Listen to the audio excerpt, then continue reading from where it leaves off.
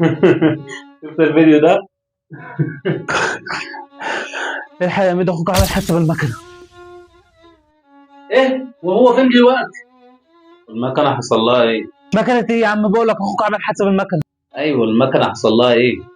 ايوه الزفته اتكسرت واخوك مات. طب يا عم روق في ايه؟ خش اغسل وشك عشان نروح. طب يلا قوم عمل نغسل وش عشان نروح له. هو انت ازاي بارد كده؟ انت ما سمعتش اخوك قال لك ايه؟ انت معاك مكنه برضه صح؟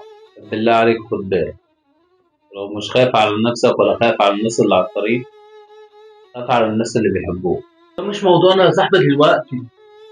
بيقول لك اخوك مات، قوم نشوفه. اخويا اللي هو بيتكلم عليه عمل حادثه ومات من 5 سنين، وعشان كان متعلق بيه أوي مش قادر يستوعب إن هو مات. تخيل الزمن وقف عنده لما عرف إن أخوه مات. بقاله 5 سنين على الحال ده، كل يوم يصحى من النوم ويجي جري عليا ويقول لي أخوك عمل حادثة، ينزل يجيب حاجة من تحت ويجي جري عليا ويقول لي أخوك مات. حتى لما بيخرج من الحمام يجي جري عليا ويقول لي الحق أخوك مات.